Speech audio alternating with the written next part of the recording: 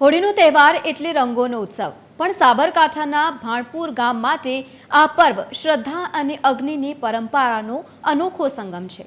અહીં હજારો વર્ષોથી એક એવી પરંપરા જીવન છે જ્યાં લોકો એકબીજા પર સળગતા કાકડા અને લાકડા ફેંકે છે। કેમ ગ્રામજનો આ પરંપરાને ગામની સુખાકારી માટે અનિવાર્ય માને છે, જોઈએ આ અહેવાલમાં।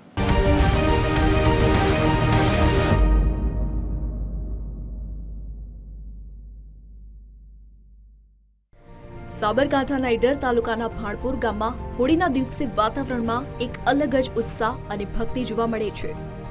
અહીંની હોળી સામાન્ય હોળી કરતાં સાવ અલગ છે। જેવી હોળી પ્રગટાવવામાં આવે છે કે તરત જ આખું ગામ બે જૂથમાં વહેંચાઈ જાય છે। ગ્રામજનો હાથમાં સળગતા કાકડા અને લાકડા લઈને સામસામે આવી જાય છે। હોળી પટકાયા પછી અહીંયા બેનો ગરબા રમે છે। ગરબા રમ્યા પછી અહીંયા ભાઈઓ બધા ડુંગર બહાર કાઢી અને સામે ડુંગા રમે છે અને બહુ એ બાપ દાદા વખતનો વર્ષોથી પરંપરા ચાલી આવેલી છે અને એ ચાલે જ રહે આ રીતે અને કોઈને કોઈ જાનહાનિ થતી નથી। આખું આકાશ જાણે અગ્નિના લીસોટાઓથી ભરાઈ જાય છે। ભાણપુરના રસ્તાઓ પર દોડતા આ યુવાનો અને વડીલોના ચહેરા પર ડર નહીં પણ અનોખી આસ્થા જોવા મળે છે। આ પરંપરાનું સૌથી મોટું આશ્ચર્ય અને ચમત્કાર એ છે કે કલાકો સુધી ચાલતી આ અગ્નિ રમતમાં આજ દિન સુધી ક્યારેય કોઈને ગંભીર ઈજા થઈ નથી।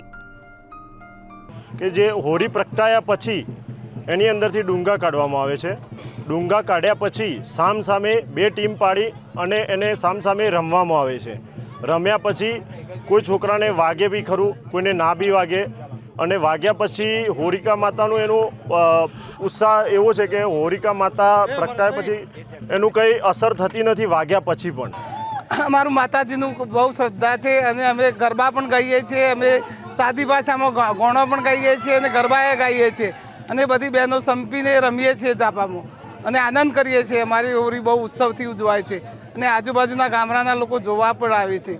હવામાંથી ધગધગતા કાકડા શરીરની સાવ નજીકથી પસાર થાય છે અથવા તો ભીડમાં પડે છે, છતાં ભક્ત પ્રહલાદની જેમ અહીંના ગ્રામજનો અગ્નિથી સુરક્ષિત રહે છે, જે દર્શાવે છે કે આમાં ધર્મ અને શ્રદ્ધાનું અતૂટ જોડાણ રહેલું છે।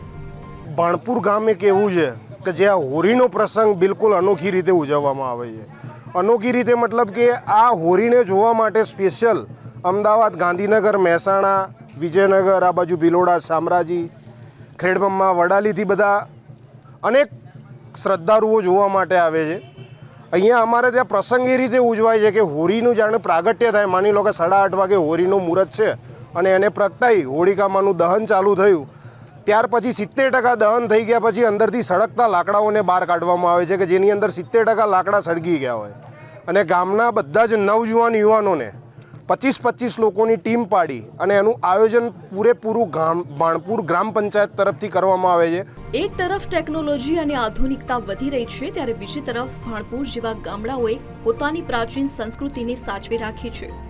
ડ્રોન કેમેરાથી લેવામાં આવેલા દ્રશ્યમાં જ્યારે આ આખું દ્રશ્ય કેદ થાય છે ત્યારે જાણે ધરતી પર અગ્નિના પુષ્પો વરસી રહ્યા હોય તેવો ભાસ થાય છે। આ પરંપરા માત્ર એક રમત નથી પણ ગામની એકતા અને અતૂટ વિશ્વાસનું પ્રતીક બની ગઈ છે। સળગતા કાકડાઓ વચ્ચે સુરક્ષિત રહેતા આ ગ્રામજનોએ સાબિત કરી દીધું છે કે જ્યાં અતૂટ શ્રદ્ધા હોય છે ત્યાં અગ્નિ પણ શીતળ બની જાય છે। નીતિન પટેલ, TV 13 ગુજરાતી, ઈડર, સાબરકાંઠા।